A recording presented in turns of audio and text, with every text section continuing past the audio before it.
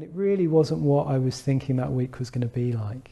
I was really thinking that that week was going to be, okay, I'm just in this flat, got space, going to reflect, get into my meditation practice, open myself up to what's going on. And instead I'm faced with, with death, faced with death. I wanted to, it's a bit of a personal talk this time, and I will address the video a bit as well as the people here, so bear with me. But I wanted to chart a bit of my journey of inspiration this year in a way. I want to bring in a bit of, personal difficulties as well that are going on at the moment. But I just feel quite like something is quite significant in a way in terms of my Dharmic journey. Something is sort of emerging, which is kind of a bit new or something, or a bit important. So I just wanted to talk about that.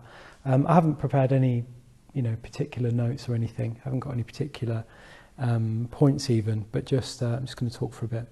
I think like a lot of people, maybe, I was thinking the other day, it's probably been about 18 months since I've been on retreat, and I don't get on really with online retreats, so I haven't really done any significant ones. I've got too much sort of habit around my laptop, I think, to actually engage spiritually whilst having my laptop open. I think this year I've definitely felt the sort of sources of Dharmic inspiration run a little bit dry, or the wells of Dharmic inspiration run a little bit dry. I do live in a Buddhist community, so there's no avoiding the kind of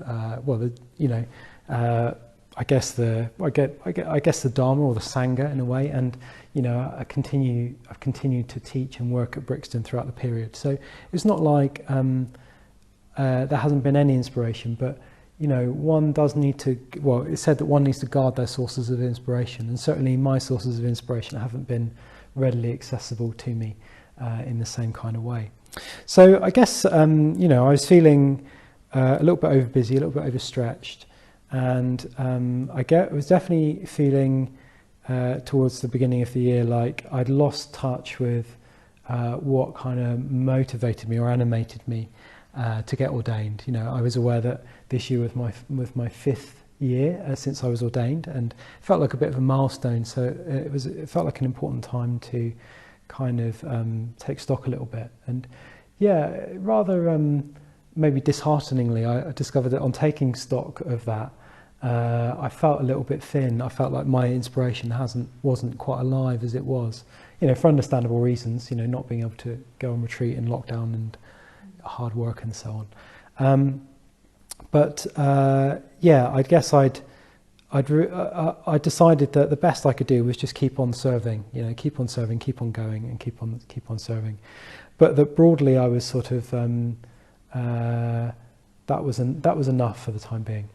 The other thing that came out of that kind of reflection for me was that I knew that even though maybe I wasn't feeling really electrified with the Dharma at the time in a way, I did have confidence that it was still there. That somehow that Shraddha was still there, and in a certain way was just a bit dormant and needed activating or refreshing or refilling or something. And I guess. I assumed that would be a case of, well, okay, let's wait for lockdown to open up, and then let's head off on retreat, and let's refill that kind of reserve in a way, fill that kind of reserve. But rather surprisingly, it hasn't quite happened that way. I kind of jumped to the present moment, so there's been this whole thing around,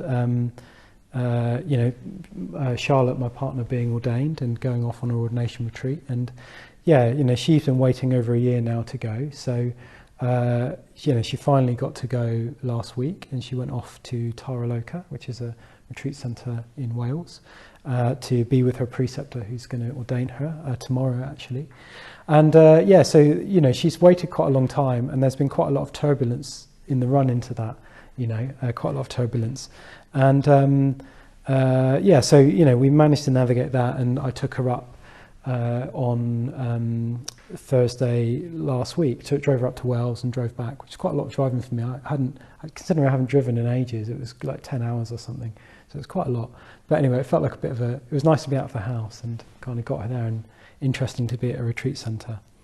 I returned home to find one of our little guinea pigs. We've got these 2 guinea pigs, very unwell, very sick, and I think she'd been a bit sick before. So suddenly, I'd left my community to go and live in Charlotte's flat for 3 weeks to look after these guinea pigs, and we've had them since they were little pups. They're about 4.5 years old, and had them since they were little pups.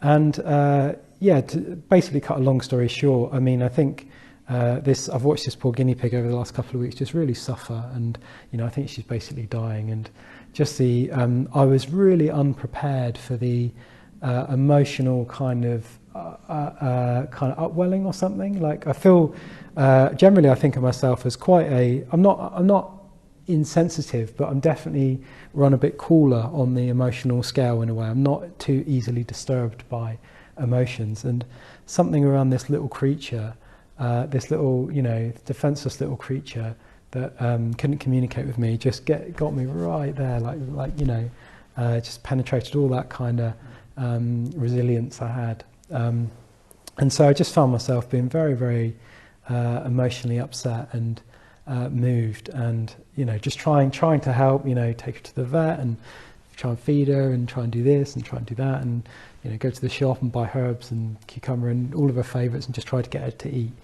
She basically wasn't eating, and I didn't know why. And not having Charlotte here as well just makes it all the worse. Well, not all the worse, but all the much harder, and just has made me forced me to in a way be fall back on my own reserves. So I'm in this little flat with this little creature that I know is suffering and probably dying, and I don't really know what to do, and I feel rather paralysed with indecision. I feel out of my comfort zone. I feel rather inadequate, and I guess I found myself feeling as though I didn't know. What I felt is I didn't want her to suffer. But I didn't know what was best to do. And it's like, she wasn't eating. So I give you some examples. Are like, well, she wasn't eating. So do I kind of force feed her and all the discomfort that goes with that, or do I let her kind of starve and all the discomfort that goes with that? Do I take her to the vet? She doesn't want to go to the vet. She hates the vets. Doesn't like being picked up. Do I take her to the vet and go through all that, rigmarole and cause her stress, or do I just let her be and let her die? So there's all these kind of complicated questions, and not sure if the help I'm doing is what she wants, or is it actually helping? When I give her drugs, is it just making her unhappy, or what? So there's all of this stuff I feel like I'm wrestling with, and I'm right up close to this sense of suffering and sense of kind of death. And it really wasn't what I was thinking that week was going to be like. I was really thinking that week was going to be, okay, I'm just in this flat, got space, going to reflect, get into my meditation practice, open myself up to what's going on. And instead I'm faced with death, faced with death. And it's been very hard, but also I think very spiritually useful for me, because I realised yesterday that I couldn't avoid the suffering. I couldn't. Amar Pushpa sort of summed it up very nicely when I was coming in. Like, you can't avoid the suffering towards the end of life, And we're talking about a particular being and a particular kind of experience, but of course it occurred to me that it's completely universal, isn't it? To have a life, to live life, is to have struggle and have difficulty and to have loss and ultimately a death. Of course, I don't want to be completely nihilistic. There are lots of positives as well, aren't there? Lots of joys and happinesses as well. But fundamentally, there's no escape from that kind of from those kind of sufferings of life. And I'm sure we've all had a taste of that in our lives. I'm sure we've all had either, well, people that are dear to us die, or pets that are dear to us die, or our own losses and so on. But it's so easy to forget, isn't it? It's so easy to forget the kind of the rawness of the experience, the rawness of the experience and the reflection. And I just had this really strong insight yesterday that that was what the Buddha meant. That was what the Buddha was talking about. I mean, I've heard the whole idea of, the Dharma is the escape of suffering so many times. Probably 1,000 times I've heard that in Dharma talks, and yet yesterday something was fresh about it. Something was fresh and new, and I realised that there just wasn't any way of kind of avoiding the suffering. And I must say that, and this is where it's kind of a bit relevant for Dharma night in a way, and welcoming people. I felt a little bit. What emerged out of that reflection was a kind of, I'm not going to say frustration, but like more of a desire to really want to focus down on what's actually important. And I meant that both for myself and more broadly as well. And I can sometimes feel that, thinking about kind of Buddhism and the Buddhist path and teaching Buddhism and the Buddhist path in society, like sometimes I think we can be slightly mistaken for kind of a well-being institution, or, an institution that's helping people with their mental health, or helping people kind of get over particular problematic, habits they've got or something, or, we're a nice community or something like that. And of course all of that is true, but it sort of slightly misses the main thing that the Buddha was saying, which is that this suffering is ever present, and that we can't in a way avoid that suffering. We can't particularly avoid that suffering.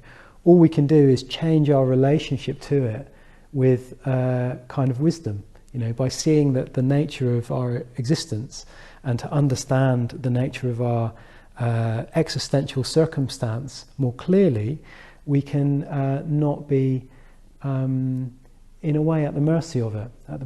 So, with the conclusion that I came to with Mrs. T, this little guinea pig, is, should I give care or not? Should I give this kind of care for her? And I thought, well, it doesn't matter what I do. There's going to be suffering either way. But what matters is the intention behind it.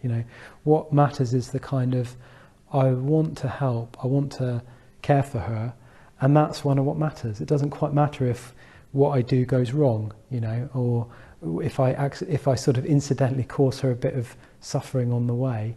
At least I tried to do something, So it seemed really, like, you would have heard this 1,000 times, but it seemed really clear to me yesterday that if one can hold that sense of the existential situation of ourselves and our all beings, all these little beings, all these big beings as well, that the only really logical response to that is love, isn't it? Is like a resonance with a being's existential situation.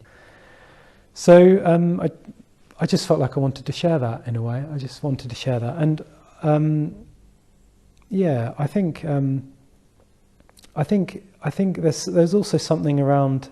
For me, I realised that it would be so easy to compartmentalise and push away the kind of weight of that experience. It doesn't feel very nice to feel so opened up and feel so kind of in touch with, well, like another suffering in a way. And it could be so easy for me to just sort of put it to one side and not kind of give it the time it needs, the space it needs. But at the same time, I could also kind of fall into a kind of nihilism, or sort of, woe is me, this is really awful sort of thing. So it seems to me that there's a real subtlety in kind of staying with it, like getting close enough to it to really experience it, and be with it, and be with the being that's suffering, without kind of letting it overwhelm you on one hand, or kind of compartmentalizing it and not acknowledging it in another. So I think that is also that's also given me something. It's clarified to me what we're trying to do, what I'm trying to do as a Dharma practitioner, and hopefully what I'm trying to teach other people to do, which is to sit up close to their experience, their existential situation, in a kind of courageous way, but without being overwhelmed by it. Anyway, that's all I wanted to share. Thank you for indulging me. Thankfully nobody said to me, it's just a guinea pig. Everyone's been very nice. If anyone said that to me, I think I might resort to violence, but no, everyone's been very lovely. And well, that's it really. I just wanted to share that. Yeah. Thank you.